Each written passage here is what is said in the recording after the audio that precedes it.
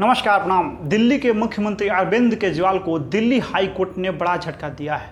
Court ने उनकी जमानत पर रोक बरकरार रखी है और अब इस मामले की सुनवाई 10 जुलाई को होना है।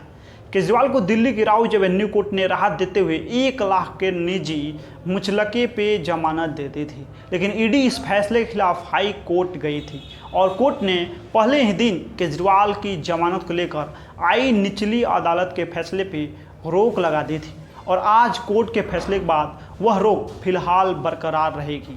बता दें कि दिल्ली हाई कोर्ट के जस्टिस सुधीर कुमार जैन की पीठ ने 20 जून को ट्रायल कोर्ट द्वारा दिए गए अरविंद केजरीवाल के जमानत आदेश पर रोक लगा दी। ईडी द्वारा ट्रायल कोर्ट के फैसले को चुनौती देने के बाद पीठ ने 21 जून को आदेश सुरक्षित रख लिया था, जिसे फैसला आने तक रोक लगा दिया गया है। हाई कोर्ट के जस्टिस सुधीर कुमार जैन ने कहा कि निचली अदालत की वोकेशनल बेंच ने केजरीवाल को जमानत देते समय अपने विवेक का इस्तेमाल नहीं किया है। कोर्ट ने यह भी कहा है कि हमने दोनों पक्षों को सुना है, लेकिन निचली अदालत ने ईडी के दस्तावेजों पर गौर नहीं किया। निचली अदालत ने पीएमएलए की धारा 45 की दोहरी शर्तों पर गौर नहीं किया। बता दें कि अरविंद केजरीवाल को 21 मार्च को ईडी ने दिल्ली के कथित शराब घोटाले में मनी लॉन्ड्रिंग का आरोप लगाकर गिरफ्तार किया था और उन्हें 10 मई को चुनाव प्रचार के लिए जमानत दी गई थी और 2 जून को वापस केजरीवाल ने सरेंडर किया था। दिल्ली की केजरीवाल सरकार ने 17 नवंबर 2021 को एक्साइज पॉलिसी 2021-22 को लागू किया था। इस पॉलिसी के तहत शराब कारोबार से सरकार बाहर आ गई थी और पूरी दुकानें निजी हाथों में चली गई थी। दिल्ली सरकार का दावा था कि नई शराब नीति से माफिया राज खत्म होगा और सरकार के रेवेन्यू में बढ़ोतरी होगी।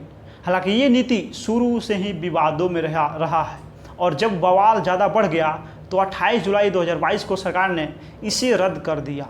कथित शराब घोटाले का खुलासा 8 जुलाई 2022 को दिल्ली के तत्कालीन मुख्य सचिव नरेश कुमार की रिपोर्ट से हुआ था। इस रिपोर्ट में उन्होंने मनीष सिसोदिया समेत आम आदमी पार्टी के कई बड़े नेताओं पर गंभीर आरोप लगाए थे। दिल्ली के एलजी बीके सक्सेना ने सीबीआई जांच की सिफारिश की थी। इसके बाद सीबीआई ने 17 अगस्त 2022 को केस दर्ज किया। इसमें पैसों की हेराफेरी का आरोप भी लगा, इसीलिए मनी लॉन्ड्रिंग की जांच के लिए ईडी ने भी केस दर्ज कर लिया। मुख्य सचिव ने अपनी रिपोर्ट में मनीष सिसोदिया पे गलत तरीके से शराब नीति तैयार करने का आरोप लगाया था। मनीष सिसोदिया के पास आबकारी विभाग भी था। आरोप लगाया गया कि नई नीति के जरिए लाइसेंसधारी शराब कारोबारियों को अनुचित लाभ पहुंचाया गया। अब आइए दूसरी खबर की ओर बढ़ते हैं। लोकसभा में स्पीकर पद के लिए चुनाव होगा। इसमें बीजेपी के ओम बिरला और कांग्रेस के सुरेश आमने सामने होंगे।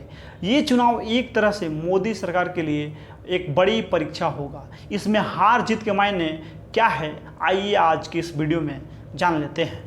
पहले दिन से ही पक्ष और विपक्ष के बीच तनातनी शुरू हो चुकी है।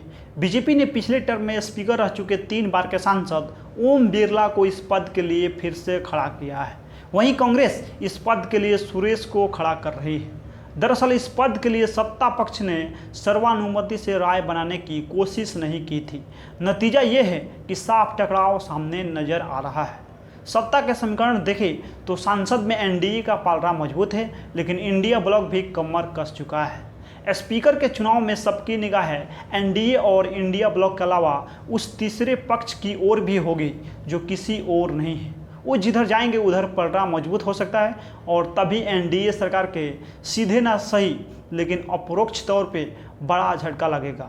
अगर ओम बिरला जीते तो क्या होगा और नहीं जीते तो क्या होगा। हालांकि ये कहना चाहिए लोकसभा में ताकत के हिसाब से एनडीए भारी पड़ेगा और ओम बिरला के हारने की स्थिति नहीं दिख रही है।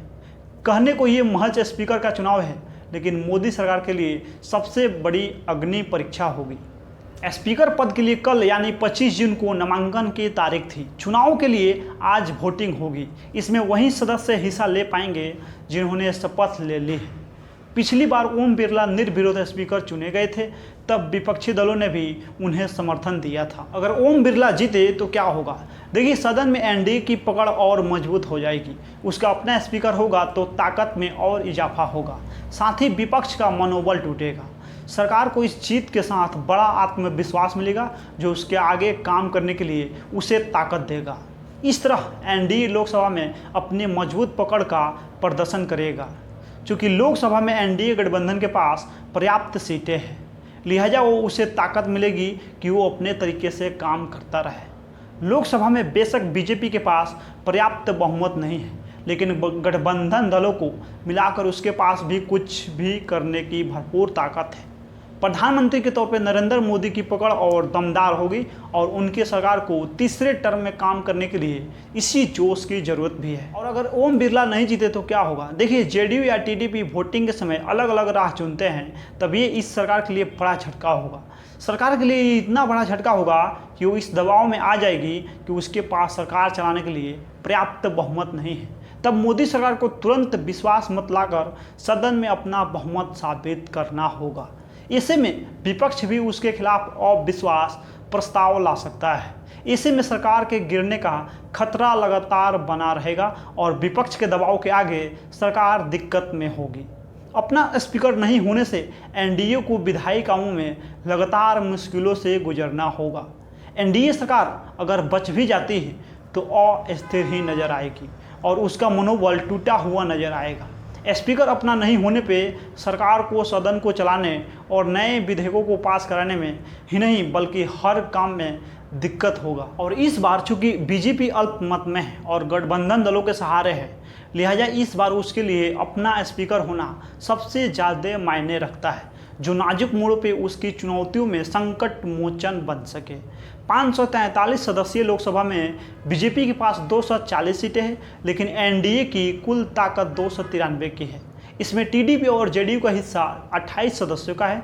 यानी अब सरकार को चलाने और हर काम के लिए इन दोनों दलों पर पूरी तरह निर्भर रहना होगा। स्पीकर के चुनाव में भी एनडीए में सबसे ज़्यादा इन दोनों दलों की भूमिका अहम होगी।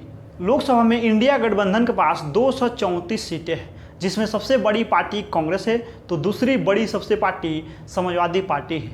हालांकि इस बार गठबंधन के पास सरकार को दबाव में लाने के लिए संख्या बल तो है, लेकिन इतना पर्याप्त भी नहीं है कि वो सरकार की चीज़ों को रोक पाएँ।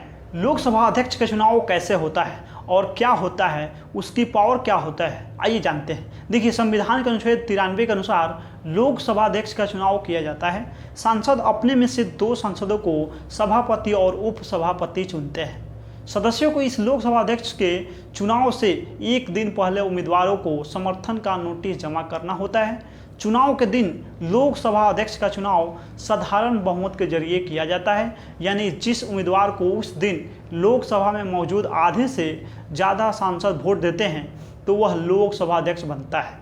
इसके अलावा लोकसभा अध्यक्ष पद पे बने रहने के लिए किसी अन्य शर्त या योग्यताओं को पूरा करना जरूरी नहीं है। जो व्यक्ति स्पीकर होता है उसे सदन के कामकाज, उसके नियमों, देश के संविधान और कानूनों के बारे में जानकारी होना बहुत ज़रूरी है। लोकसभा अध्यक्ष कामकाज को सुचारू रूप से चलाने के लिए जिम्मेदार होता है, इसीलिए ये पद काफ़ी महत्वपूर्ण माना जाता है। लोकसभा अध्यक्ष संसदीय बैठकों का एजेंडा भी तय करता है और सदन में विवाद होने पे स्पीकर नियमानुसार कार्रवाई करते हैं। सदन में सत्ता और विपक्ष दोनों पक्षों के सदस्य होते हैं, इसीलिए लोकसभा अध्यक्ष से अपेक्षा की जाती है कि वह निष्पक्ष रहकर काम काज चलाए। लोकसभा स्पीकर किसी मुद्दे पे अपनी राय घोषित नहीं करते हैं, वे किसी प्रस्ताव पे मतदान में भाग नहीं लेते हैं, लेकिन अगर प्रस्ताव के पक्ष और विपक्ष में बराबर वोट हो तो वे निर्णायक मत डाल सकते हैं। लोकसभा अध्यक्ष विभिन्न समितियों का गठन करते हैं और इन समितियों का कार्य उसके निर्देशानुसार होता है।